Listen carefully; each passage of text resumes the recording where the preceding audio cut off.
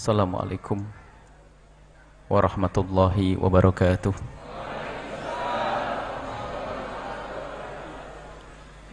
Alhamdulillah alladzi habbaba ahibba'ahu al-khaira wal akhirah. Fassalatullahi wassalamuhu ala habibina sayyidina Muhammadin wa ala alihi wa ashabihi wattabi'ina lahum bi ihsanin ila yaumiddin. Allahumma ya Rabbana habib ilayna ma ahabbahu habibuka sayyiduna Muhammad. Atina ya Rabbana fi hadhihi dunya hasanah wa fil akhirati hasanah. A'inna ya Rabbana ala islahi akhiratina.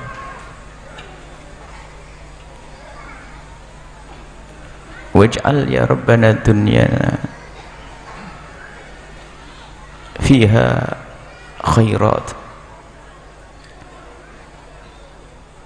A'inna ala dhikrik wa syukrik wa husni ibadatik. Allahumma ya Rabbana wa ya ghafiradz dzunubi ighfiridz dzunub wa ya mufarrijal kurubi farrijil kurub wa ya satiral uyubi isturil uyub ya 'allamal ghuyubi barakatil habibil mahbub. Urzuqna ya Rabbana at-taubata qabla al-maut wasyahadata 'inda al-maut wal jannata ba'da al-maut. Amma ba'd. Yang sangat kami cintai, kami muliakan para perindu ridha Allah, para pecinta baginda Nabi Muhammad sallallahu alaihi wasallam,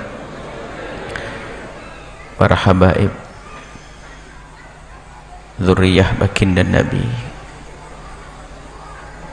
Semoga seperti Allah mempertemukan kita saat ini, Allah mempertemukan kelak kita di surga bersama baginda Nabi sallallahu alaihi wasallam. Allah yang menguasai lahir dan batin kita. Mari memohon kepada Allah, semoga Allah memberikan kepada hati kita kecintaan yang sesungguhnya kepada baginda Nabi Muhammad sallallahu alaihi wasallam.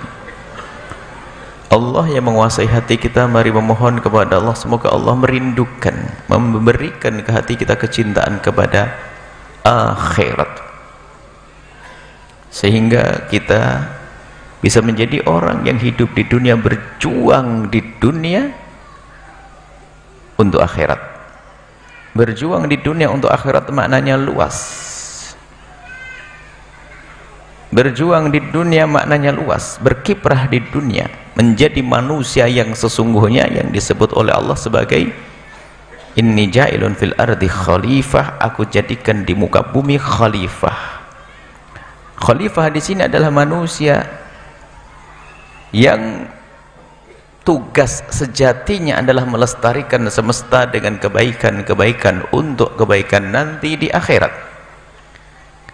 Maka di saat kita sudah tidak bisa mengemban kekhilafahan di dunia ini, yaitu melestarikan semesta, maka kita sepertinya bukan manusia lagi. Hanya gelarnya manusia tapi tidak mengemban tugas sejatinya, yaitu menjadi khalifah Allah di muka bumi, yaitu pelestari. Apa yang kita lestarikan?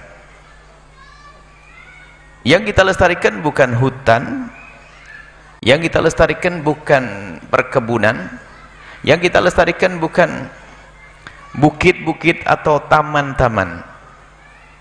Akan tapi yang kita lestarikan adalah siapa yang menghuni semesta ini, yaitu dari bangsa manusia, untuk lestari kehidupannya nanti di akhirat. Jadi bukan sekedar kita melestarikan pohon dan sebagainya, ya itu tugas, sebagian dari tugas kita. Akan tapi lebih penting dari itu semua, bagaimana kita menjaga manusia ini agar baik di dunia. Sebab kalau sudah manusia itu baik di dunia, lestari semesta, dan akan lestari juga nanti di akhirat. Nah, untuk bisa berjuang kita di dunia dengan serius untuk akhirat, bukan berarti orang harus melarat, tidak. Si kaya pun boleh di sini. Kesempatan bagi si kaya, kalau dia punya kekayaan, jadikanlah kekayaanmu adalah untuk akhirat. Yang punya jabatannya pun demikian. Yang tidak mampu pun ternyata niat besar di dalam hatinya pun menjadikan dia mendapatkan pahala. Dan ternyata begitu mudah berjuang untuk akhirat. Kita cukup niat yang serius pun Allah akan kasih, Allah beri kepada kita. Dan niat di dalam hati, kesungguhan di dalam hati. Akan tapi kalau niat di dalam hati ini berubah, kita mencari dunia, ternyata untuk dunia nggak ada akhiratnya, maka kita akan sia-sia. Mencari tahta bukan untuk akhirat, maka tahta yang sia-sia. Dan kalau sudah kita mencari tahta bukan karena Allah, mencari harta bukan karena Allah, mencari jabatan bukan karena Allah,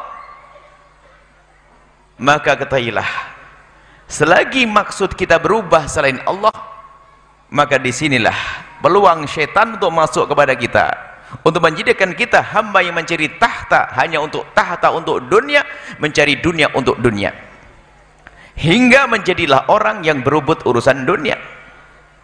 Dan itulah yang disebutkan oleh baginda Nabi dalam satu riwayat. Dan majlis kita akan kita akan menghadirkan di majlis kita mungkin ahadithul akhlak, ya, hadis-hadis tentang akhlak, ya. Mungkin rentetan dari majlis ke majlis ada kesinambungan.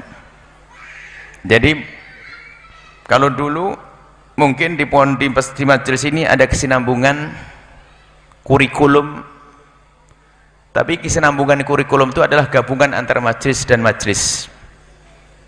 Jadi mungkin majelis ini nanti dilanjutkan majelis berikutnya, tidak tahu di mana.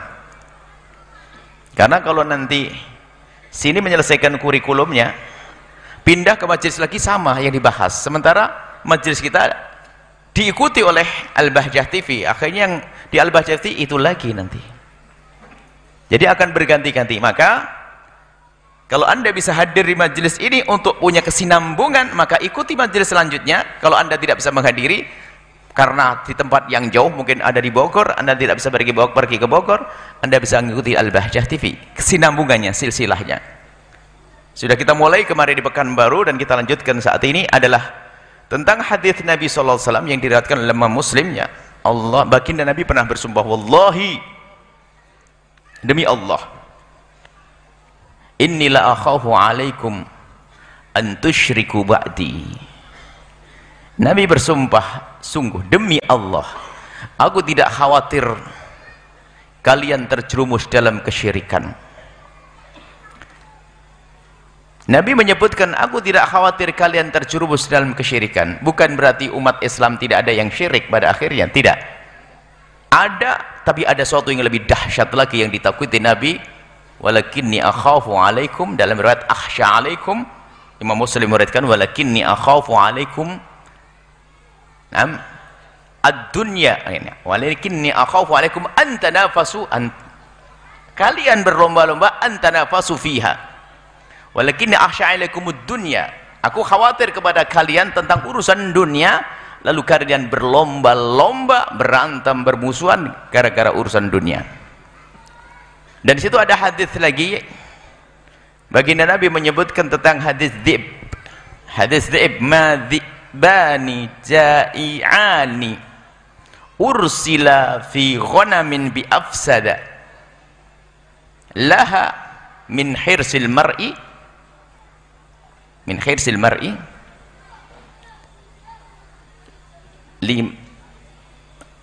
tidaklah dua serigala yang dilepas di gerombolan kambing, tidaklah dia lebih merusak dibanding khirsil mar'i, dibanding dengan kerakusan seorang. Khirsi al apa? Khirsi alal mal wa syarafi lidinihi, tidak, kama qala Nabi. Jadi ada dua gambaran. Yang pertama adalah serigala, dua serigala lapar yang dilepas di gerombolan kambing. Dia akan merusak kambing. Karena begini, Baginda Nabi kalau memberikan gambaran itu jelas banget. Serigala saja sudah seram. Satu serigala kalau lapar dilepas di gerombolan kambing, rusak kambing. Ini bukan satu serigala, dua serigala. Model serigala itu gaya rakusnya yang tampak. Jadi di mulutnya dia sudah gigit kambing, ngelihat lawan yang gigit juga dilepas, ngejar terus begitu, hancur itu kambing, gerombolan kambing.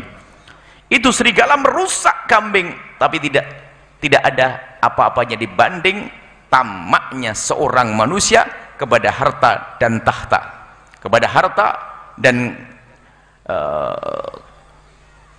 as-saraf itu adalah kemuliaan dunia sifatnya, bukan kemuliaan akhirat. Orang rindu kemuliaan akhirat ini tahta. Makanya kalau orang sudah berebut dunia dan berebut tahta, lihat kalau sudah jahat-jahatnya ngalah-ngalahin serigala. Kemudian disebutkan para ulama, yaitu hubbud dunya ra'su kulli khati'atin. Ra'su kulli khati'atin, cinta dunia adalah sumber kesalahan. Memang itu bukan hadis. Jangan dikatakan itu hadis. Sebagian orang mengatakan qala Nabi, bukan, itu bukan hadis Nabi.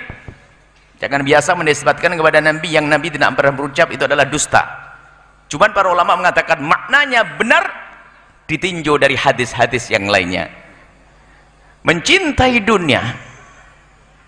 Loh, orang mencintai dunia yang seperti apa? Kita semua cinta dunia. Kalau mobil kita diambil, kita tidak rela.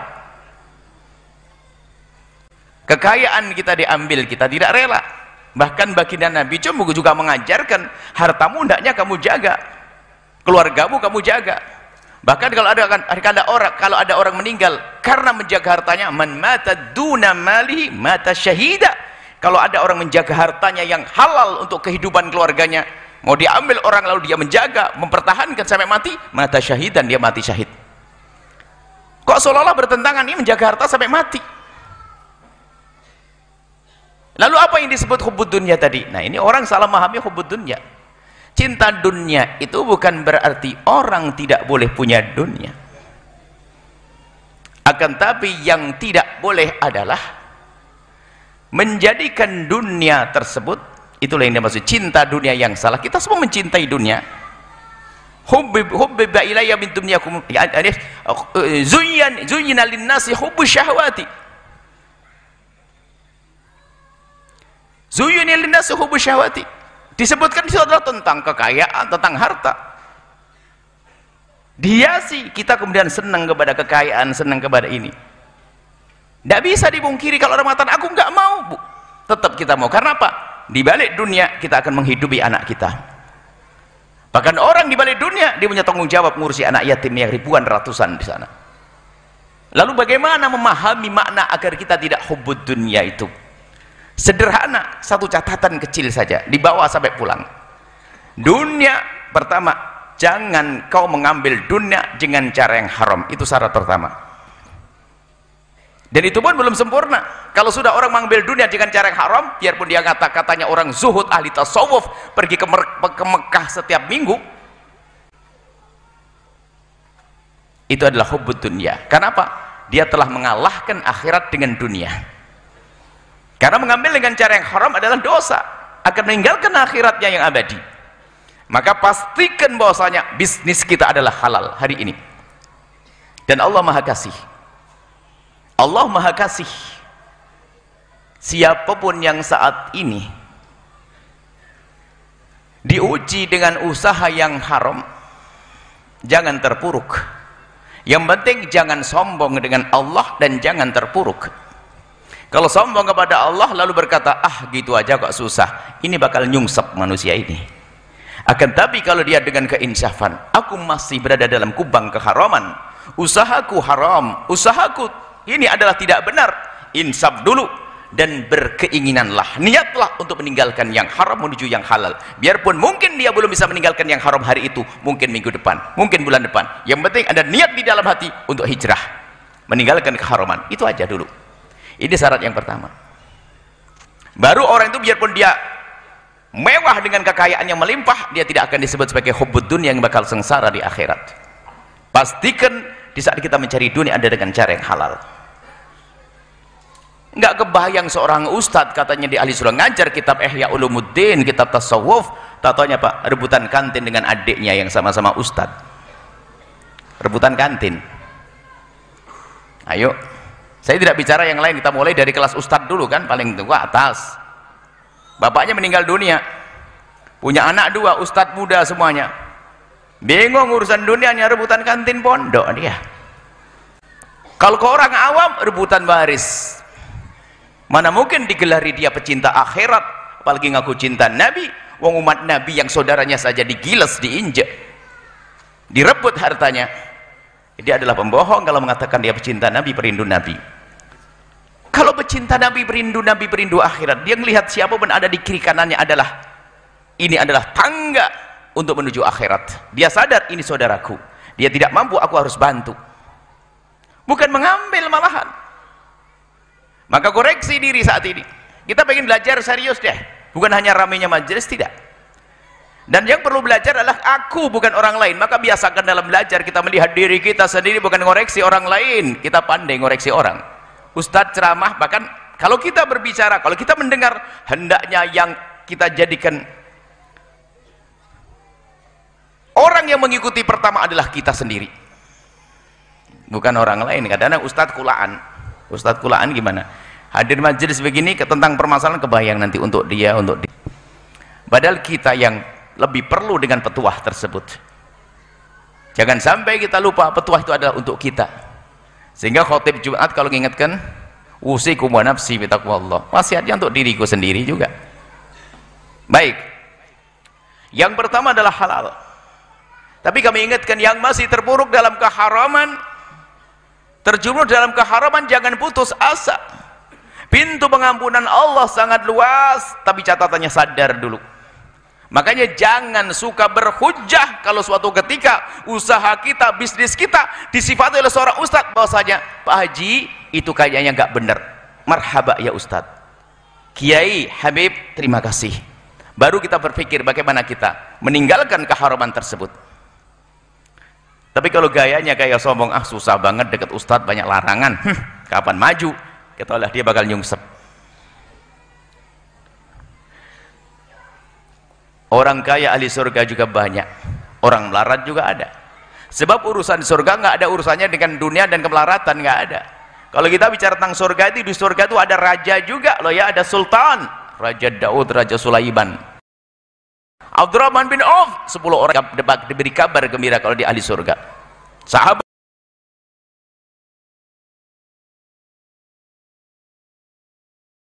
yang kaya raya,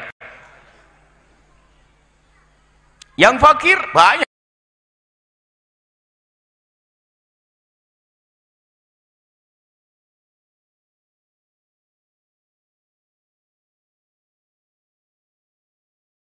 Abu Hurairah, dia orang yang sangat fakir karena termasuk min ashabis suffah. Ashabus suffah itu orang hijrah dari kampungnya, ingin dekat dengan Nabi karena tidak punya kekayaan. Dia hidup di suffat masjid. Suffah itu adalah di masjid yang berhadapan. Jadi kalau ada masjid, kalau ini mihrabnya masjid, ada tempat yang dibangun di situ menghadap ke sini, di situ tinggal di masjid tapi tidak di dalam masjid. Hidupnya tidak lama dengan baginda Nabi, tapi beliau Abu Hurairah bisa mengumpulkan hadis yang sangat banyak karena sangat dekat dengan Nabi. Setiap hari kelaparan, ahli surga juga. Jadi nggak boleh ada yang terpuruk. Ada nasib buruk, sudah melarat juga sengsara di neraka. Karena apa? Dia tidak mampu, tidak meningkatkan kesabarannya. Akhirnya apa? Yaitu tadi, di rumah berantem dengan saudaranya, rebutan kursi, patah kaki, rebutan waris. Kerja pun nggak jujur, nyuri. Si kaya pun juga demikian, zalim. Nasib buruk dunia. Tapi ketahuilah kalau orang selamat seperti ini, insya Allah ahli selamat semuanya. Di saat diberi Allah kekayaan, insya Allah menjadi orang yang kaya juga di akhirat, bukan hanya kaya di dunia. Maka syarat yang pertama agar kita tidak disifati sebagai orang yang hubbud dunia, pastikan usaha anda adalah halal. Dan untuk mengetahui halal haram itu ustadz. Kalau ustadz mengatakan itu haram atau tidak baik, pastikan anda tidak akan berontak. Kalaupun berontak, anda perangi hawa nafsu, istighfar yang banyak. Ya Allah, astagfirullah, kenapa kok saya tersinggung nih bilang begitu? Perlahan demi perlahan lalu anda niat untuk hijrah. Anda niat untuk hijrah. Perlahan demi perlahan. Ada orang hijrah dari keharaman, ada yang seketika itu bisa hijrah, ada. Ada orang yang perlu waktu seminggu, ada sebulan, ada setahun, bahkan mungkin 10 tahun. Maka kalau kita sudah berniat hijrah, kalau seketika itu meninggal, semoga panjang umur semuanya. Kalau sudah niat, dan niat yang tahu Allah, bukan pura-pura saya pengen hijrah ya Allah astagfirullah, tapi hatinya nggak niat, hanya action saja biar dibilang kelompok ahli hijrah karena sudah ikut grup hijrah. Sebab kalau sudah masuk grup hijrah, kayaknya orang pada menghormat saya ini hijrah, hijrah. Hati yang dilihat oleh Allah, ketulusan di dalam hati kita. Yang penting kalau dia sudah mengakui bahasanya itu adalah salah, kemudian rindu untuk berbenah, itu sudah niat hijrah dan sudah Allah nilai. Kalau mati saat itu sudah diampuni dosanya. Yang pertama adalah pastikan usaha kita ini adalah halal, sekecil apapun, apalagi gede. Makanya ada orang kelihatannya pengen memakmurkan urusan akhiratnya. Wah, mungkin dia rindu berbuat baik urusan akhirat, dia rindu berderma sana sini, fakir miskin, yatim piatu, bangun masjid, musola dan sebagainya, tapi dia tidak pernah berpikir tentang usahanya. Dia tidak pernah berpikir tentang usahanya. Yang penting dapat duit untuk sedekah. Sedekah untuk apa ya Ustadz? Ya Pak Haji, saya pengen dapat surga. Harammu itu menghantarkan ke surga atau tidak? Oh, dia usahanya haram. Tapi kalau tidak begini, siapa yang bakal bantu nanti? Tambah dosa lagi, ente sombong. Memang yang menyelesaikan urusan ini harus ente. Kok sombong banget? Wah, kalau tidak dari saya, nanti siapa yang ngurusi masjid itu? Siapa yang ngurusi pesantren? Ajib, kok sombong banget? Memang sebelum ada ente, nggak ada yang bisa ngurusi. Jadi sudah ngambil yang haram, sombong lagi. Kalau memang tidak punya, tidak membantu, tidak dosa, dan niat saja sudah dapat pahala. Itu jauh lebih bagus daripada memaksakan untuk mengadakan dunia untuk membantu tapi dengan cara yang haram.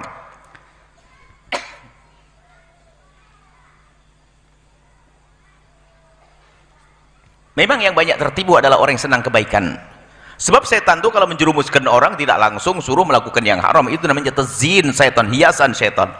Setan itu menghiasi, membisikkan. Nggak ada setan menjerumuskan kau ngambil yang haram, kau zina, nggak ada. Setan kalau goda manusia nggak pernah dia menjelma manusia pakai pistol senjata, kau bunuh dia, kau zina, nggak ada. Membisikkan. Ya kayak tadi itu, dia komunikasi dengan hawa nafsu kita, sehingga dia berbuat baik yang banyak tapi tanpa sadar. Karena itu seruan daripada setan, dia ternyata juga melakukan dosa yang kebaikan yang dilakukannya tidak cukup untuk membayar dosa-dosanya. Ada orang kaya berbuat baik dengan harta yang halal, dia pangkat tinggi. Ada orang fakir punya niat, disebutkan pada zaman Nabi Ribtah ini. Ada orang melihat orang kaya ternyata banyak berderma, orang itu rindu, aku ingin seperti dia, mati sudah dapat pahala yang sama, nggak usah capek cari dunia. Yang nasib buruk ini adalah dia ingin berbuat baik akan tapi dengan keharaman. Dipikir dia berbuat baik, sesungguhnya dia telah melakukan kejahatan. Ayo kita koreksi diri kita, nggak usah tengok-tengok orang lain, sebab urusan kita urusan diri kita sendiri. Ini yang pertama. Yang kedua, syarat untuk tidak disebut kita sebagai orang yang pecinta dunia adalah jangan kau ambil duniamu untuk berbuat sesuatu yang menjadi sebab Allah murka. Jangan kau ambil dunia yang Allah berikan kepadamu untuk sesuatu yang menjadi sebab Allah murka. Banyak kisahnya. Koreksi diri sendiri. Jangan sok suci aja semua dari kita. Semua koreksi, iya sih. Sudah terlanjur bagaimana? Pintu maaf Allah luas lah. Kalau urusan dengan Allah mah gampang. Pokoknya segera sadar, tobat. Dan mungkin setelah ini aku tidak akan berbuat begitu lagi. Sudah cukup itu. Jadi kalau harta kita, yang apapun tahta kita yang Allah berikan kepada kita, kita gunakan untuk kemurkaan Allah, maka ketahuilah bahwa kita telah mendahulukan dunia daripada Allah, dan itu golongan hubbud dunia. Sebab mengartikan hubbud dunia, cinta dunia kayak apa sih? Selama ini orang ngerti cinta suami istri kan begitu. Cinta dunia kayak apa sih? Karena kalau sudah bicara cinta dunia itu bandingannya tentang akhirat, bukan bandingannya cinta dunia dengan cinta istri. Bukan nyambung ini. Cinta dunia itu bandingannya cinta akhirat. Semakin kita mencintai dunia lalu lupa akhirat, ya sengsara. Tapi semakin orang cinta akhirat, akan menjadikan dunia untuk akhirat. Jadi yang kedua adalah tadi Jangan sekali-kali menggunakan karunia yang Allah berikan kepada kita, kekayaan tersebut, untuk sesuatu yang Allah murkai. Suatu ketika ada orang bertanya kepada seorang guru, seorang murabi, seorang syekh, "Ya syekh, alumu nafsi ala syai'in." Ya syekh, aku tuh mencaci diriku akan sesuatu hal. Sang syekh itu berkata, "Apa yang kau caci terhadap dirimu? Apa yang kau caci dari dirimu?" Dia menjawab, "Ya syekh, aku mencaci diriku, di dalam diriku ada hubbud dunya. Aku menyalahkan diriku karena aku merasa di dalam diriku ada hubbud dunya." Sang syekh tersenyum. Orang hubbud dunya itu tidak akan pernah merasa seperti yang kau rasakan. Adapun engkau adalah bukan orang hubbud dunya. Yang merasa dirinya ada hubbud dunya, maka itulah orang yang jauh daripada hubbud dunya. Orang yang merasa dirinya cinta dunia, takut cinta dunia, maka akan hilang cinta dunia dari hatinya. Sebab berani bertanya begitu, jadi tanya, "Syekh, aku merasa di dalam diriku ada hubbud dunia, maka aku caci diriku karena cinta dunia itu." Saya ngomong hubbud dunia tadi belum saya terjemahkan, pusing nanti hubbud dunia, hubbud dunia. Dijawab, "Selagi di hatimu ada rasa seperti itu, berarti hatimu adalah terbebas daripada hubbud dunia." Hubbud dunia yang tercela, hubbud dunia sampai belum melanjutkan. Semua dari kita mencintai dunia. Akan tapi yang menjadi masalah adalah di saat cinta kita kepada dunia mengalahkan akhirat. Tapi kalau duniamu kau jadikan untuk akhirat, hubbud cinta duniamu menjadi cinta akhirat. Makanya dengan syarat-syarat tadi, kau ambil dengan cara yang benar, kau gunakan yang menjadi sebab Allah ridho. Biarpun digunakan untuk keridhaan Allah, tapi mengambil dengan cara yang tidak benar, masih urusan dunia dia, karena sanjungan dia. Orang berbuat baik katanya ingin bangun masjid, bangun musola, bangun pesantren, bangun apa saja, katanya ingin dapat surga. Benar atau tidak? Terus usahamu yang haram itu menghantarkan ke surga? Ya enggak juga. Terus bagaimana? Kamu katanya ingin surga tapi usahamu haram. Bahkan sebagian ulama memastikan bahwasanya karena dia belum kenal Allah. Sebetulnya dia berbuat baik seperti itu hanya karena ingin disanjung. Disanjung manusia bahwasanya dia adalah orang paling dermawan. Dia telah membangun masjid di beberapa tempat. Dia telah nyantuni fakir miskin ribuan orang. Masya Allah, hanya itu saja. Karena bukan pengen dilihat oleh Allah. Kalau pengen dilihat oleh Allah, nggak mau dia melakukan sesuatu yang diharamkan. Untuk apa? Tidak mau dia melakukan kebaikan dengan cara yang diharamkan oleh Allah. Sehingga bahasa sederhananya adalah, tujuan sebaik apapun, kalau kita raih dengan cara yang salah adalah salah. Wudhu itu bagus, caranya pakai air kencing, kapan bisa suci? Nggak bisa. Maka dari itu yuk, setelah itu kita mikir, selama ini apa harta yang Allah berikan kepada kita, kita gunakan untuk apa sih? Karunia-karunia Allah berikan kepada kita, kita gunakan untuk apa sih? Belum lagi kalau kita bicara tentang ancaman-ancaman, hakikat syukur kepada Allah adalah menggunakan sesuatu yang Allah berikan kepada kita untuk yang Allah ridhai, itu syukur. Maka kapan kita menggunakan karunia Allah untuk yang Allah murkai, maka kufur nikmah, ingkar nikmat, inna adzabi lasyadid, siksa Allah sangat pedih. Siksa. Kemudian terakhir, semua dari kita itu punya peluang untuk punya surga tinggi. Semua dari kita ini peluangnya sama. Yang ustadz paling alim sama orang yang katanya paling bodoh, peluangnya sama. Peluangnya sama untuk sukses di akhirat. Satu kuncinya, yang pertama adalah insaf. Biasakan ilmu sadar diri deh. Insaf. Insaf itu sadar kelemahannya, sadar kekurangannya. Sebab ada orang kalau nggak insaf, nggak menyadari tentang kekurangannya, maka dia nggak ngerti apa yang dibutuhkannya. Kalau dalam pepatah ya seperti biarpun dia di tempat yang baik tidak menyadari kalau dia punya hajat dengan kebaikan, maka dia bisa saja di tempat yang baik dia terhinakan biarpun di medan laga, karena nggak kenal Allah yang sesungguhnya. Kelihatannya berbuat baik di tempat yang baik tapi masuk neraka. Kisah orang yang mati di medan laga tapi disebut oleh Nabi orang ahli neraka. Bagaimana mati di medan laga ahli neraka? Ada beberapa kisah, kurang lebih ada 3 kisah yang serupa, yang mirip-mirip. Di antara adalah orang yang berjuang hanya pengen dianggap batal, pejuang, pahlawan, dan dia jago dalam perang, masuk tendang sana terus hebat dia. Rupanya niatnya bukan karena Allah, pengen disebut sebagai seorang pahlawan. Allahumma sholli ala Muhammad, Allahu Akbar, kelihatannya begitu. Tapi dia hanya pengen disanjung kalau dia seorang pahlawan. Kalau zaman dulu nih, saya kalau tidak kelihatan di media kayaknya bukan dianggap pahlawan nih. Jadi pasti dia berbuat untuk dipandang di media misalnya. Pengen dilihat, ternyata mati di medan laga dia dianggap sebagai orang yang mati su'ul khotimah. Kok bisa? Rupanya karena kesombongannya dia, dan dia terluka, dia tidak bisa menahan rasa sakitnya, kemudian dia bersandar dengan pedangnya ke perutnya lalu menusuk diri dan meninggal dunia bunuh diri. Dan kisah yang serupa adalah ada orang disebut sebagai ahli neraka, bingung orang bagaimana orang mati di medan laga tapi dia adalah ahli neraka. Rupanya apa? Dia berperang tapi dia rindu dunia yang kecil. Dia menginginkan selembar kain bagus di medan perang.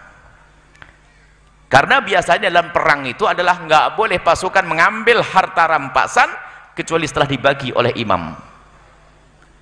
Rupanya dia tertarik dengan itu, dimasukkan ke bajunya. Berubah niatnya, yang semula karena Allah menjadi karena dunia. Meninggal dia dianggap sebagai orang matinya sangit, bukan mati syahid, mati sengsara dia. Permasalahannya apa? Khianat di tempat yang baik. Jadi pengurus masjid ngambil keropak masjid, duit masjid. Kelihatannya di tempat yang baik, jadi pengurus musola, madrasah, yayasan, mengambil dengan cara yang benar. Naudzubillah. Lah semuanya terjadi kemana Pak? Dia telah menjual akhiratnya, membuang akhiratnya hanya untuk dunia. Padahal nggak seberapa yang didapat hanya selembar kain. Hanya uang ratusan ribu tapi runtuh agamanya, dan itu akan berkembang. Maka dari itu yuk kita semuanya, kita punya peluang besar, semuanya punya peluang, nggak ada beda. Bukan berarti orang kaya lebih dekat ke surga, orang alim lebih dekat ke surga, enggak. Semua yang punya ilmu insaf, keinsafan di dalam diri, menyadari kekurangannya, menyadari kesalahannya, maka itu menjadikan seorang hamba terangkat, mudah terangkat tinggi-tinggi. Biarpun dia katain seorang fakir, katain dia orang yang tidak punya ilmu. Makanya karena dia insaf, tidak punya ilmu, dia hadir ke pengajian. Dan dihadir ke pengajian pun bukan karena untuk ilmu saja. Karena di majelis ilmu itu ada keberkahan, ada pengampunan yang Allah janjikan melalui lisan Nabi. Sampai Allah berjanji, bi'izzati wa jalali, demi kemuliaan dan keagunganku aku telah ampuni siapapun yang datang, biarpun di majelis tidur dia. Yang penting tidak ganggu temannya. Hadir ke majelis saja sudah diampuni oleh Allah, biarpun dia nggak paham. Urusan paham nomor nanti. Datang dulu ke majelis. Semoga panjang umur. Kalau seandainya gini bareng mati semuanya, ya kita ketemu lagi di surga. Panjang umur tapi. Karena ini di taman surga. Kan indah semuanya. Yakin ini taman surga? Yakin Nabi menyebutkan? Yakin taman surga? Senang kalau masuk surga? Sendiri atau sama suami, Bu? Suami diajak enggak? Sama istri enggak? Anaknya di mana? Boleh masuk surga anaknya? Lalu di mana anaknya? Masih sekolah. Sekolah? Baik, kalau sekolah sekarang suruh nonton Al-Bahjah TV. TV-nya TV apa, Bu? Ganti Al-Bahjah TV nanti. Seandainya anak nggak bisa ngaji, besok mau ujian, oke. Dengar pengajian hanya 1 jam. Al-Bahjah TV. Wah, ini repot banget. Ya memang dikejar, kalau pengen giring orang harus begitu, dikejar semuanya.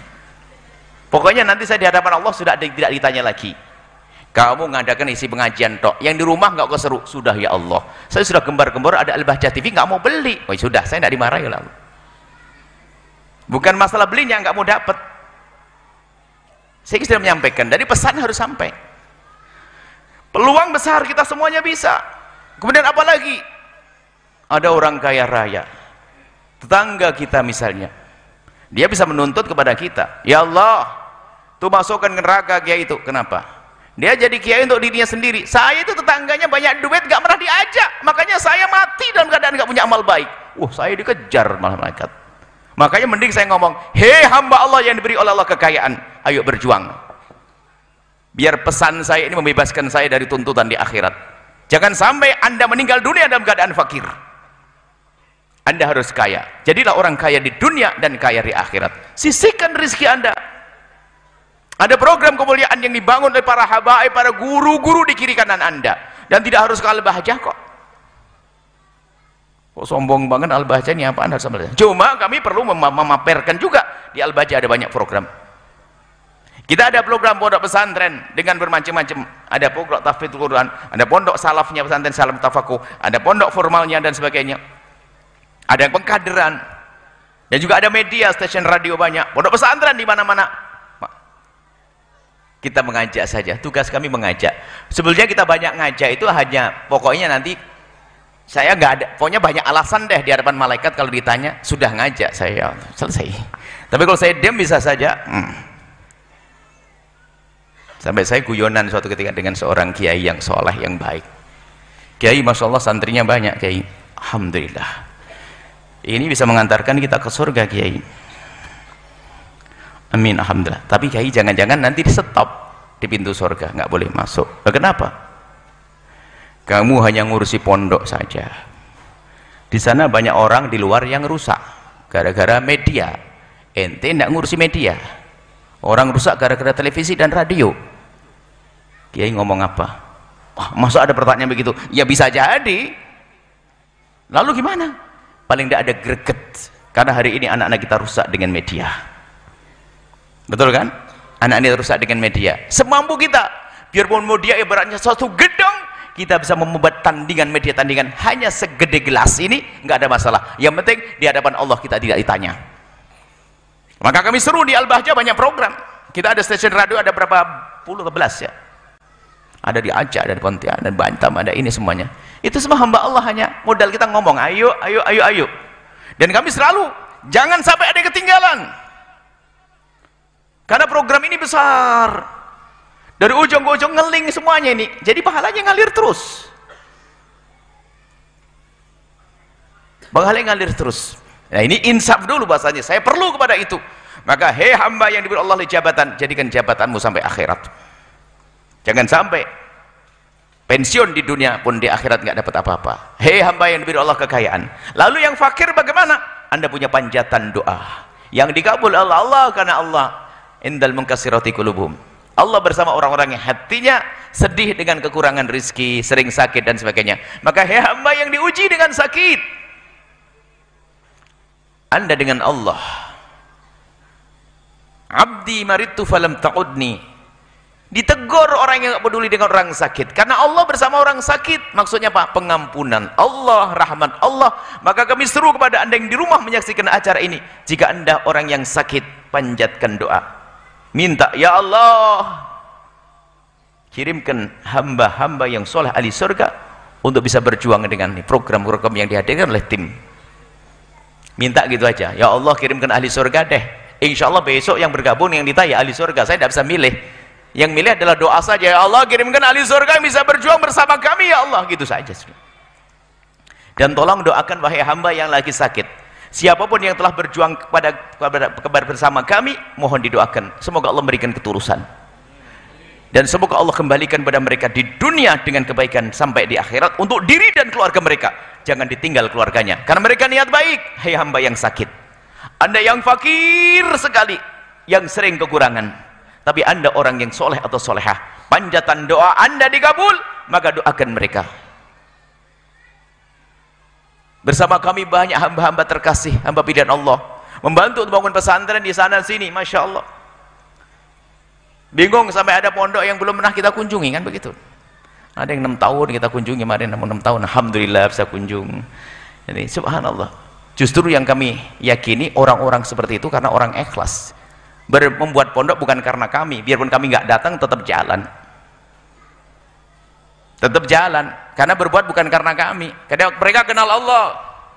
Ada yang 3 tahun, ada yang 2 tahun. Tulungagung sama Blitar nih dapat jatah banyak nih, sering ketemu kita nih. Alhamdulillah kita sering tekan apa ya? Ya, dan orang Blitar. Yang Tulungagung kita, Masya Allah.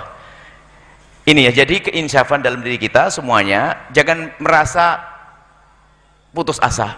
Siapapun Anda, semua orang diberi Allah pintu surga masing-masing. Tinggal Anda masuk atau tidak. Jangan sampai ada yang merasa saya nggak punya pintu surga. Salah. Tadi sampai yang nggak mampu. Orang bisa berjuang dengan hartanya kalau punya harta. Nggak punya ilmu dengan ilmunya, dengan tenaganya, dengan idenya, dengan panjatan doa. Termasuk ibu ngajari, ibu yuk ikut pengajian, bagian daripada dakwah. Ibu tolong TV-nya diganti dong. Betul masalah media, betul-betul kami sedih. Kita bertemu, kita menyelesaikan permasalahan anak-anak yang melakukan satu pelanggaran syariat. Sumbernya adalah dari apa yang ada di koceknya, handphone, televisi yang diberikan oleh ibundanya ada di rumah, internet yang dibebaskan dengan alasan untuk sekolah. Maka kita harus mengejar itu semuanya. Insya Allah ini selamat semuanya, amin. Ini adalah pingka berapa? 1 ya, pingka 1 di sana, pingka 2 sebelah. Dan doakan juga semoga Allah yang telah memulai ini, yang masih hidup nggak kelihatan, yang sudah wafat nih beliau, yang mulia Abah Zainuri, beliau Abah Haji Zainuri, beliau menikmati hari ini karena beliau termasuk dengan anak putra-putra beliau. Makanya kita pengen seperti itu. Kalau masih hidup kita enggak. Termasuk pejuang-pejuang yang masa pandemi ini banyak yang kembali kepada Allah karena ingin segera menikmati amal-amal baiknya. Yang telah meninggal Allah ampuni dan angkat derajat beliau. Ya masih hidup panjang umur, semakin luas dalam berdakwah, berjuang, semakin besar nanti kiprah kita, sehingga semakin dekat dengan baginda Nabi. Ini saja yang bisa kami sampaikan. Wallahu a'lam bissawab. Syukran jazilan kami haturkan kepada guru kita tercinta Buya Yahya.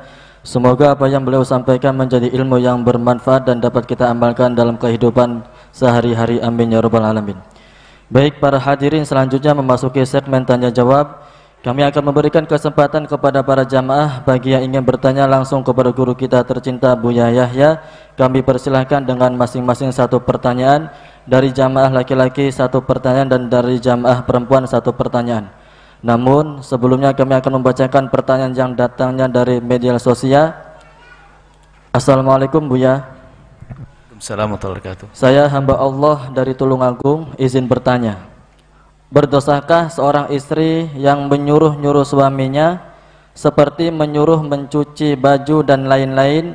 Ceritanya si istri adalah wanita karir yang sibuk dengan pekerjaannya, jadi tidak sempat mengerjakan pekerjaan rumah tangganya secara optimal. Terima kasih atas jawabannya Buya. Wassalamualaikum warahmatullahi wabarakatuh. Assalamualaikum warahmatullahi wabarakatuh. Pertanyaan yang lebih didahulukan, kalau kita jawab isinya nanti, kalau kita langsung menjawab pertanyaannya kita tidak sampai kepada tujuan. Sekarang pertanyaannya adalah, bolehkah seorang wanita jadi wanita karir dulu itu? Sebab kalau kita ngomong ininya nggak pakai syarat wanita karir, jadi semua orang boleh jadi wanita karir, soalnya begitu nanti. Jadi kita jawab dulu, apakah boleh seorang wanita menjadi wanita karir? Wanita karir itu yang berkiprah dalam urusan dunia untuk mencari rezeki dan sebagainya. Apakah boleh? Jawabannya adalah boleh, tentunya dengan syarat. Dan indah boleh. Dengan syarat yang pertama harus ada restu, izin dari suaminya. Izin yang benar. Bukan izin yang menakutkan. Bang, rezekimu itu sedikit, izinin ya saya kerja. Ngomongnya begitu ya pasti ngizini. Ya iya, ngomongnya begitu. Itu ngomong izin, minta izin kurang ajar, maksa halus tuh. Izin, minta tolong abang, minta pendapat abang, mohon diistikharoi. Kalau seandainya saya kerja bagaimana abang, saya kasih tempo 3 hari. Bener bang, abang ngomong apa saja jawabannya oke. Tapi ini perempuan yang bener bang, kan kata Buya harus izin ya. Kalau dari izin siapa ngasih makan anak-anak? Kalau dari izin, serem banget, minta izinnya ngancam. Awas kalau ada yang begitu, hati-hati. Dia tidak minta izin, ya maksa halus. Ya suaminya memang ekonomi kurang, kenapa? Ya Baik, yang pertama izin. Yang kedua, pastikan bahwasanya pekerjaan yang dilakukan tidak akan merusak atau menghilangkan tugas yang lebih penting lagi. Apakah urusan anak atau urusan keluarga, urusan suami? Jika urusan suami mungkin sangat mudah, tinggal suami rela atau tidak, kan begitu. Suami sabar atau tidak misalnya. Jadi harus cerdas dong dia. Jangan sampai dia buru uceng kelangan delek. Wong Jawa Timur, orang Sumatera nggak ngerti bu yang ngomong apa itu. Nah, dia ngejar kecil, kehilangan yang gede. Itu nggak benar, berarti nggak cerdas ya. Oke, anggap saja sudah rapi, di rumahnya tertata. Tugasnya sebagai seorang wanita adalah tertata. Hak-hak suami juga terpenuhi. Yang ketiga adalah dia akan bekerja di tempat yang terhormat, tidak terhinakan dia. Terhormat, tidak terhinakan. Yang keempat, umum seperti orang lainnya, pekerjaannya pasti halal dong. Yang kelima paling berat, tidak menjadikan dia sombong kepada suaminya. Dan ini yang paling banyak dilanggar. Sehingga banyak gampang menjadi janda itu kapan dia sudah mulai punya duit, punya masalah sedikit langsung saya bisa bayar ngajukan cerai. Kalau dulu tidak punya duit dia masih berpikir, sehingga tertunda cerainya, hamil lagi dia punya anak. Tapi gara-gara punya uang langsung, wah ini bahaya. Tapi kalau seorang wanita hebat ahli surga, dia semakin tawadhu. Kenapa? Suami itu yang dia tidak bisa mencari rizki, dia sedih sebetulnya. Jangan malah digencet dengan apa-apaan abang ini, suami apaan, kayak patung di rumah. Ouch. Tapi mesti satu, setiap kali setiap datang mungkin harus minta maaf abang, mohon maaf, makasih abang gitu. Tapi di sisi lain suami harus tahu diri dong. Ada suami itu masya Allah, kita menemukan suami itu ajib, sudah tidak kerja, kerjaannya marah-marah sama istri. Setiap akhir bulan gajian itu akhir bulan ya, ya. Saya tidak pernah gajian, bingung ya, gaji akhir bulan. Setiap akhir bulan sudah nunggu mana gajinya. Waduh, ini laki-laki model apa itu? Pasti yang salah juga yang nikahi, yang perempuannya menemu di mana itu? Laki-laki model begitu, laki-laki tanggung jawab cari nafkah. Kalau ternyata dia lemah mencari nafkah pun dia harus sadar, bukan dengan kesombongan, minta maaf, apalagi istrinya yang menggantikannya. Bekerja mungkin dia tidak mampu, mungkin dia jatahnya jatah bangkrutan, dia dagang kecuali bangkrut. Suami yang bermain karena dia terlalu lembut, dipinjami oleh ini gampang habis, dagangan habis. Istri bermain, tapi dia tidak boleh sombong seorang suami, tidak boleh sewenang-wenang, apalagi malah menikmati ongkang-ongkang dia. Ya itu naudzubillah. Ini laki-laki model apa itu? Dia laki-laki bukan laki-laki. Masa kalau memang dia nggak mampu ekonomi karena sakit dan sebagainya, dia tetap menghormati istrinya. Tapi ingat, sang istri harus punya ketawaduan. Dan yang paling banyak adalah menjadi sombong dia, sewenang-wenang. Ya itu tadi. Lah, ada hubungan dengan pertanyaannya. Lah kalau sang istri meminta, jangan bahasa menyuruh dong. Suami istri itu kan main suruh-suruhan dong. Kita perlu merubah kalimat, minta tolong kepada suaminya untuk misalnya menanak nasi gimana.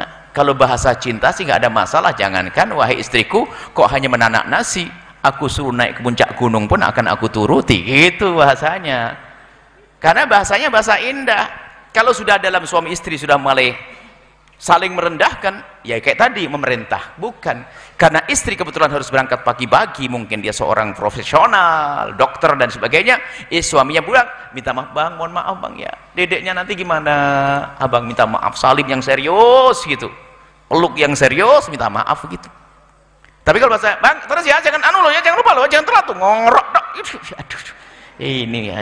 Dan memang kadang suaminya bener ngorokan, tapi pun juga tidak boleh dimarah-marahi gitu, cara yang lembut. Jadi jika wanita tersebut memang tidak bisa menjalankannya karena ada tugas yang sudah diizinkan oleh suami, ya tinggal bahasanya yang cantik dong, bang mohon maaf. Sampai di kantor, bang terima kasih bang, abang sudah masakan, abang mohon maaf, itu sebenarnya tugas saya bang ya. SMA-nya gambar lovo yang 15 jadi gitu loh. Tahu diri dong, jadi sama-sama indah. Hidup tuh nggak susah, dia yang bikin susah otak kita yang bodoh. Hidup suami istri berantem, tidak ada masalah wanita karir. Pada zaman Nabi ada kok wanita karir. Ada kisah wanita karir ya. Suatu ketika ada seorang wanita berkata, ngadu ke Rasulullah, ya Rasulullah, saya itu punya suami suka bangkrutan, nggak punya apa-apa, kere lah, nggak punya apa-apa. Lalu Nabi bertanya, lalu selama ini kamu makan pakai apa? Ya alhamdulillah saya masih punya, ada peninggalan korma dari kebun dari orang tua saya, jadi kami makan begitu. Jadi yang ngasih nafkah kamu? Iya bu ya. Ada iya ya Rasulullah. Karena kasus ini ada pertanyaan sebenarnya mirip ke saya, maka saya bingung. Ada seorang gara-gara jadi pegawai negeri, ya kan? Betentang-betentang gimana bu ya? Kalau saya jadi pegawai negeri, suami saya pengangguran, yang ngasih nafkah saya, mirip. Jadi banyak kisah begini. Nah akhirnya apa? Nabi berkata, ada pilihan. Yang pertama, seorang suami kalau tidak bisa memberi nafkah kepada istrinya, maka sang istri sah kalau dia minta cerai.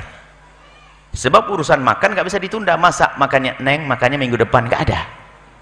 Harus makan hari ini. Kalau nggak bisa ngasih, berikan dia kesempatan untuk bisa bebas, mungkin mencari suami lain lagi yang lebih enak. Cuman wanita ini wanita solehah dan punya hati, punya cinta. Kok nggak enak banget? Opsi pilihannya nggak enak ya Rasulullah. Ada pilihan lagi ya Rasulullah. Ada pilihan yang kedua, yaitu kamu yang mencukupi dan kamu dapat pahala double. Pahala kamu memberi nafkah dan pahala kamu sambung silaturahmi kepada anak dan suamimu. Apa kata wanita tersebut? Ya Rasulullah, saya milih yang kedua aja deh. Nah ini wanita karir hebat. Biar aku yang mencukupi tapi aku dapat dua pahala. Selesai kisah ini. Kisah ini dibaca oleh orang yang datang setelahnya, kayak grup-grup wanita zaman ini. Diam-diam dia ngomong begini, wah enak jadi wanita begini. Akhirnya doanya berubah, ya Allah jadikan suamiku melarat biar saya saja yang kaya. Bisa saja niatnya begitu, nggak ada masalah juga seandainya suaminya melarat. Yang penting dia niat untuk berkhidmah, bukan niat untuk maksudnya apa? Jangan sampai menghargai suami hanya karena dia punya uang. Di saat dia terpuruk lalu kita hinakan, nggak boleh. Jadi dalam keadaan pun harus tetap bahagia. Jawabannya adalah boleh saja. Kalau memang sang istri tidak bisa melakukannya, perlu bantuan seorang suami, tapi dalam irama tolong menolong, bukan irama perintah dan merintah. Itu saja insyaallah. Semoga Allah memberikan keindahan dalam rumah tangga kita. Suaminya cukup rezekinya, istrinya juga masya Allah solehah, gitu ya. Nggak, utangnya segera terbayar, tidak ada yang terhinakan di antara kita, indah semuanya ya. Wallahu a'lam bishawab. Syukron jazilan atas jawabannya. Kemudian kami persilahkan untuk jamaah laki-laki yang ingin bertanya, kami persilahkan.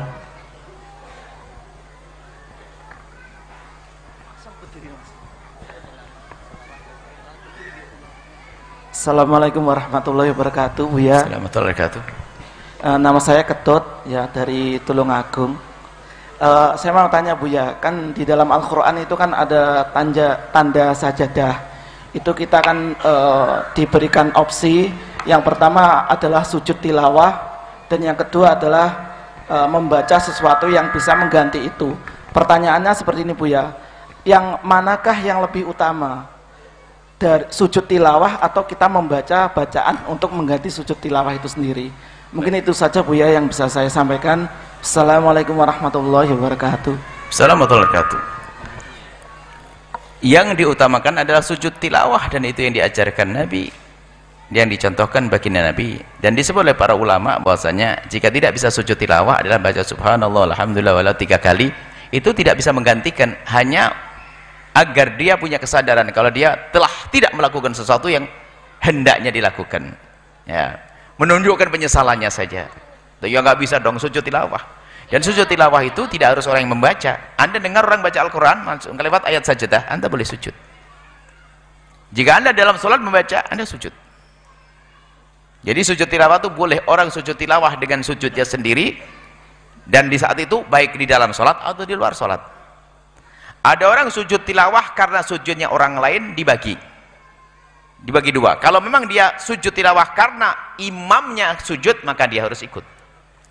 Tapi kalau dia dalam keadaan sholat, dengar orang Al-Quran, baca Al-Quran, dia bukan di imamnya, ya nggak usah sujud, dia lagi sholat. Nah, seperti itu. Jadi sujud tilawah hendaknya kita membiasakan sujud tilawah. Ini adalah keutamaan dan sudah ada tandanya. Jadi nggak bisa dibanding dong dengan penggantinya tadi. Penggantinya tidak adalah untuk menunjukkan kalau dia adalah tidak bisa melakukan sujud tilawah, atau mungkin dia malas. Bukan itu, nanti jadi langganan dong, itu sujud dong sebentar. Wallah alam bisawab.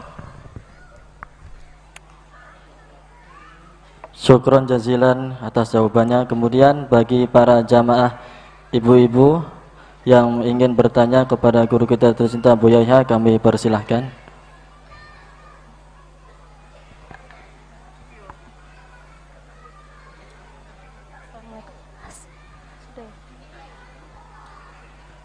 Assalamualaikum Buya.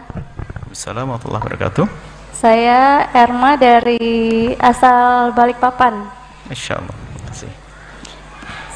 Saya ingin menanyakan tentang hukum riba. Kalau misalkan perekonomian lagi surut, terus kita menyekolahkan anak dengan cara hutang dari bank. Hukumnya gimana Bu ya? Baik, itu yang kita bahas pada pertemuan saat ini. Ada orang ingin berbuat baik tapi dengan cara yang tidak baik, maka tidak akan membuahkan kebaikan. Kalau Anda menyekolahkan anak lalu Anda mengambil pinjaman dari yang diharamkan, yang ada ribanya, maka Anda ini, bukan Anda, jika ada seorang, saya tidak membuat contoh orang yang bersangkutan atau siapapun, saya anggap ada orang, Anda insya Allah wanita solehah, baik, jika ada orang ingin berbuat baik atau nyekolahkan anaknya tapi dengan dana yang haram, pinjam dengan ada ribanya, maka pertama dia dosa di saat seperti itu. Lebih dari itu dia sombong, dia seolah, jadi dia tidak menggantungkan keberhasilan kepada Allah tapi kepada sekolah yang ia pilih, sehingga dia memaksakan harus sekolah di situ. Kalau memang kita tidak mampu membiayai anak kita di sekolah yang mahal, cari sekolah yang murah. Ada sekolah yang lainnya. Tapi kalau dia memaksakan harus itu karena sekolah favorit, sekolah hebat, semua yang keluar itu bisa jadi begini, memaksakan, dia nggak, seolah-olah lebih tahu dari Allah. Dia sombong kepada Allah. Artinya dia ingin menjadikan anak sukses tidak bergantung kepada Allah. Seolah-olah ingin menjadikan anak sukses adalah sekolah tersebut, bukan Allah. Sebenarnya keropos imannya dia. Maka kami ingatkan, kalau memang Anda nggak mampu nyekolahkan anak Anda sekolah di tempat sekolah yang mahal, menurut Anda mahal yang gampang sukses, ketahuilah yang memberi sukses adalah Allah.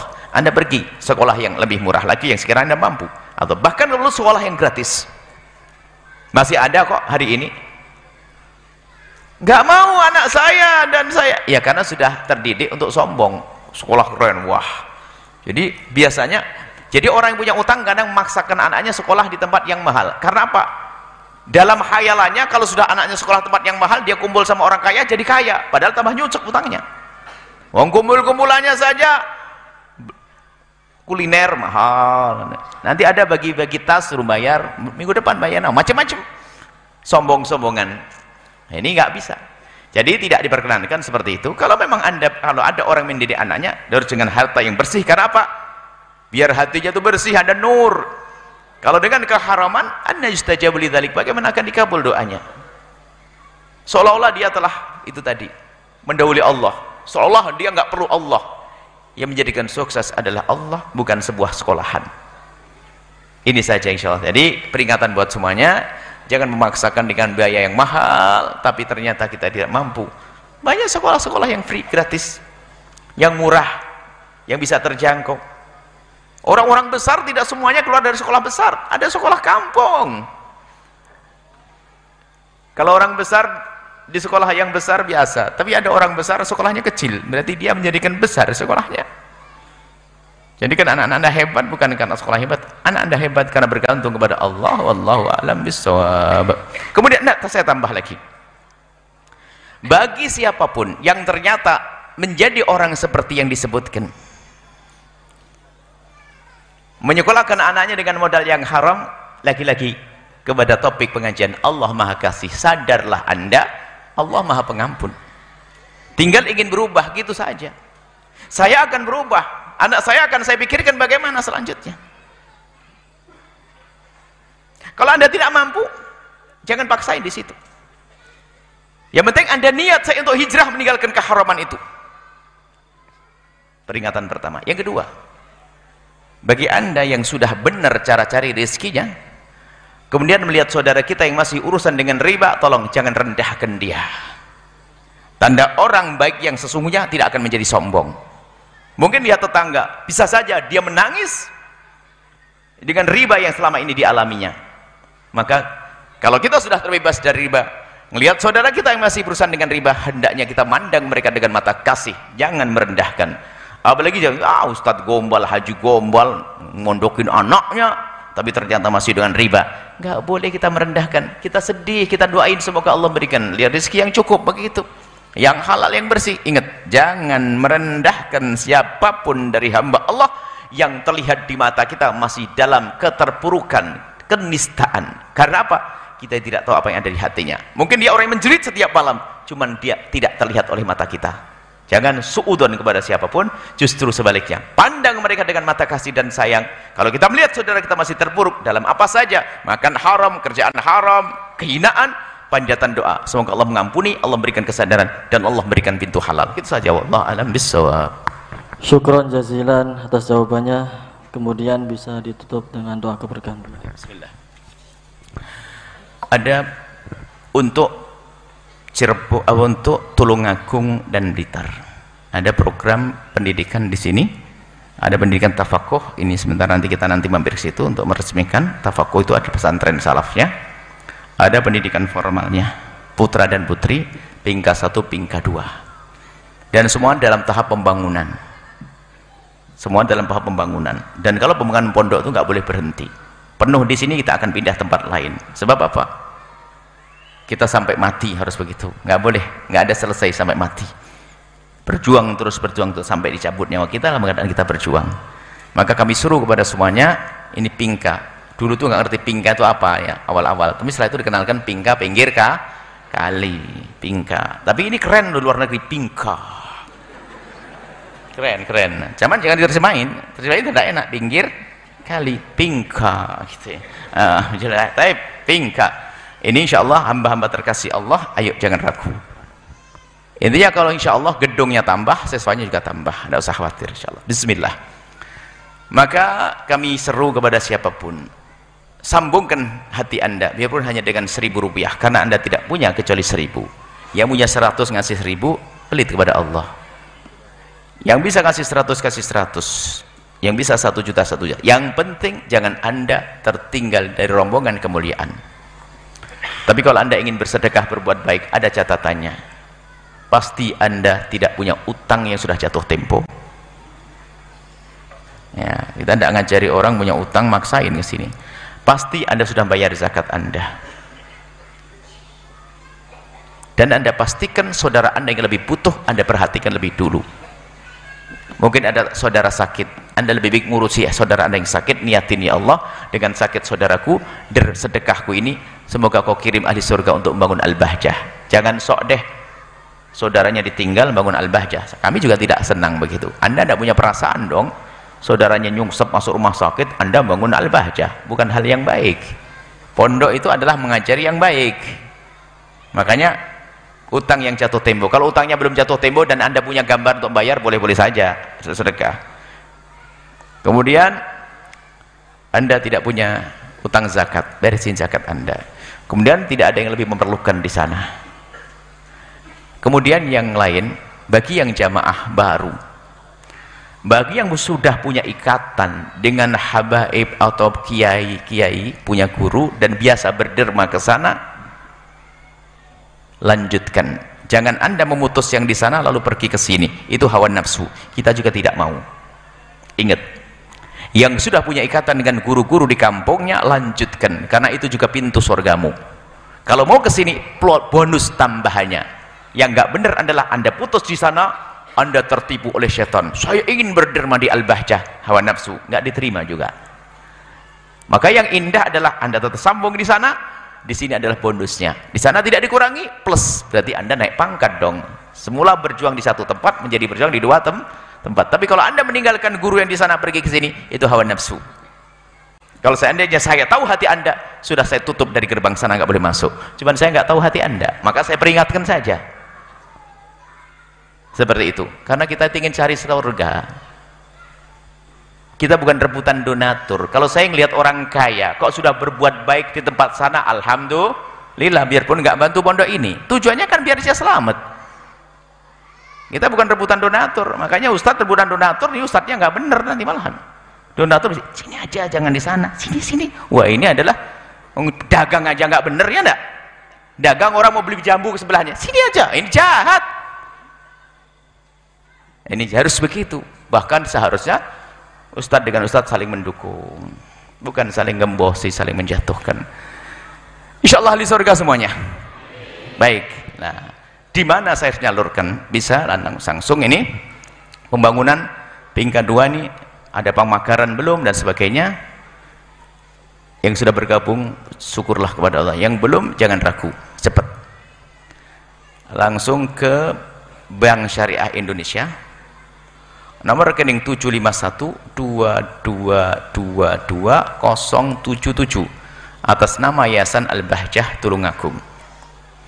Kemudian yang merasa ibu-ibu dan adik-adik yang solehah, kakak-kakakku yang solehah, besok majelis ibu-ibu dengan Umi Fairuz di Pingka 2. Pingka 2 di sana, sini juga satu kan, Pingka 2. Wah, ini beda, putri sana, putra sini.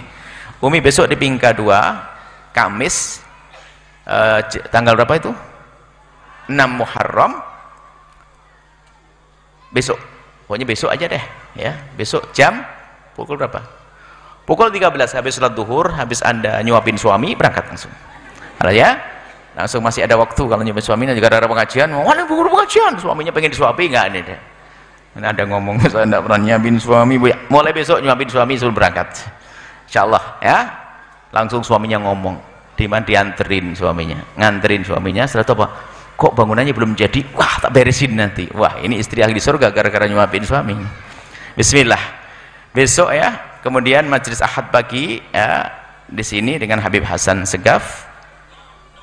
Ahad pagi, majelis Ahad pagi sudah dibuka rutin Beb ya, insyaallah. Bismillah. Dan Habib Hasan di sini juga hadiri insyaallah. Yang kita cari adalah kemuliaan. Berbanyaklah hadiri majelis, maka Anda akan mendapatkan kemuliaan dari Allah Subhanahu wa taala. Pukul 6 sampai pukul 7, 1 jam insyaallah. Bismillah ya. Kita tutup dengan doa. Bismillahirrahmanirrahim. Alhamdulillahirabbil alamin. Allahumma shalli ala sayyidina Muhammad wa ali sayyidina Muhammad. Allahumma ya Allah ya Rahman ya Rahim, pandang kami dengan kasih sayang dan cinta darimu ya Allah. Berikan kepada kami segala kebaikan di dunia dan di akhirat. Ya Allah, Engkau Maha tahu. Yang datang ke tempat ini, yang mendengar suara ini, yang menyaksikan acara ini adalah hamba-hamba yang di hatinya ada kerinduan kepadamu ya Allah, kecintaan kepada kekasihmu Nabi Muhammad. Mereka ingin selamat ya Allah, maka selamatkan ya Allah mereka. Maka kami mohon ya Allah, jika ada di antara mereka ada hambamu yang kerjaannya masih haram ya Allah, akan tapi mereka telah kau giring ke tempat mulia ya Allah, maka muliakan kelak di surga, ampuni dosa-dosa dan kesalahannya, ganti dengan rizki yang halal penuh berkah ya Allah. Yang masih berurusan dengan riba, kami mohon ampuni dan berikan kesadaran ya Allah, dan berikan kepada mereka modal yang halal, bersih, lebih banyak, lebih berkah ya Allah. Dan kami mohon ya Allah, yang sempit rizkinya kami mohon lapangkan rezeki mereka dengan rezeki yang halal penuh berkah ya Allah. Dan kami mohon jadikan dunia di tangan kami, jangan kau jadikan dunia di hati kami ya Allah. Mudahkan urusan dunia untuk kami, agar kami ya Allah yang akan kami jadikan untuk kemakmuran di akhirat kami ya Allah. Kami mohon ya Allah, ya Allah, jangan sampai ada di antara kami hamba yang tertipu dengan dunia ini ya Allah. Kami mohon ya Allah, siapapun yang saat ini kau karuniai kekayaan ya Allah, jadikan mereka orang kaya di akhirat ya Allah. Jangan sampai mereka tertipu dengan kekayaan. Yang punya jabatan ya Allah, mudahkan mereka untuk menggunakan jabatan mereka untuk mendekat kepadamu ya Allah. Dan kami mohon wujudkan keindahan dalam rumah tangga kami ya Allah. Suami istri yang saling mencintai karenamu ya Allah, dengan anak yang soleh solehah yang dibanggakan oleh kekasihmu Nabi Muhammad, yang belum menikah dan punya hajat untuk menikah ya Allah. Jaga kehormatan mereka, kemuliaan mereka, dan mudahkan mereka untuk mendapatkan pasangan orang-orang mulia yang kau muliakan, yang menjadi sebab mereka mulia dan berjaya di dunia hingga di akhirat ya Allah. Dan kami mohon ya Allah, anak-anak kami jaga mereka, jadikan mereka anak-anak ahli surga dimanapun mereka berada ya Allah. Jika ada di antara yang hadir mempunyai anak yang jauh darimu ya Allah, jauh dari kemuliaan anak, tapi ibundanya atau ayahandanya telah datang ke tempat mulia, maka muliakan anak tersebut sejauh apapun mereka saat ini dalam kesesatannya, dalam kesalahannya. Mereka adalah hambamu dan engkau maha kuasa untuk membawa mereka kepada kebaikan. Maka kembalikan anak-anak itu ya Allah kepada kebaikan, dan jadikan orang tua mereka ridho dengan anak-anak tersebut, dan jadikan anak-anak itu anak yang dibanggakan kelak ya Allah. Kami mohon ya Allah, mudahkan kami dalam mendidik anak-anak kami ya Allah. Tetangga-tetangga kami jaga mereka, jadikan mereka tetangga ahli surga. Dan kami mohon ya Allah, kirimkan ke tempat ini hambamu yang tulus dan ikhlas ahli surgamu ya Allah, yang bisa berjuang bersama kami. Dan kami mohon ya Allah, jadikan kami bersama mereka, jangan tinggalkan kami ya Allah. Dan kami mohon ya Allah, berikan kepada semua yang telah berjuang bersama kami segala kebaikan di dunia dan di akhirat, untuk diri dan keluarga mereka, keturunan mereka ya Allah. Engkau maha tahu siapa mereka dan di mana mereka ya Allah. Berikan ketulusan, kebaikan ya Allah, dunia dan akhirat. Dan kami mohon ya Allah, jauhkan kami dari permusuhan, perselisihan, kebencian, dendam, dengki di antara kami. Maka kami mohon ya Allah, jika ada orang berbuat salah kepada kami, menyakiti kami, zalim kepada kami, aniaya kepada kami, memfitnah kami, menggunjing kami, prasangka buruk kepada kami, kami mohon ampuni mereka ya Allah. Ampuni mereka ya Allah. Berikan kesadaran kepada mereka ya Allah. Jangan hukum mereka karena mereka umat kekasihmu Nabi Muhammad, dan hilangkan benci dan dengki di hati kami ya Allah. Dan kami mohon, engkau maha tahu, ada ya Allah hamba-hambamu yang sebelum ini hadir di tempat ini. Kami masih ingat wajah-wajah mereka ya Allah, tapi saat ini telah kembali kepadamu ya Allah. Muliakan mereka ya Allah, muliakan mereka ya Allah, dan sampaikan semua kebaikan yang terjadi di tempat ini kepadanya. Engkau maha tahu ya Allah, engkau maha tahu ya Allah. Dan panjangkan umur kami dalam ketaatan serta sehat walafiat. Dan kami mohon ya Allah, berikan kepada kami semua husnul khotimah. Kami ingin mati dalam keadaan iman. Para santri Allah, pandang mereka dengan kasih sayang-Mu. Jadikan mereka santri-santri yang dibanggakan oleh kekasih-Mu Nabi Muhammad. Dan hamba-hambamu ini ya Allah, yang punya anak tidak masuk pondok pesantren, kami mohon tetap jaga ya Allah. Kadang mereka senang dengan pesantren ya Allah. Dimanapun anak mereka berada, jaga mereka ya Allah. Dan rindukan kepada kemuliaan ya Allah, siapapun. Dan kami mohon berikan kepada kami semua husnul khatimah ya Allah, mati dalam keadaan iman. Dan kami mohon ya Allah, jadikanlah ucapan kami di akhir hayat kami kelak, saat Engkau hendak mencabut nyawa kami. Kami ingin saat itu ya Allah, hati dan lidah kami mampu mengucapkan kalimat agung dan mulia, la ilaha illallah Muhammadur Rasulullah, la ilaha illallah Muhammadur Rasulullah, la ilaha illallah Sayyiduna Muhammadur Rasulullah sallallahu alaihi wasallam. Rabbana atina fid dunya hasanah wa fil akhirati hasanah wa qina adzabannar. Wa sallallahu ala sayyidina Muhammadin wa ala alihi wa sahbihi wasallam. Alhamdulillahi rabbil alamin.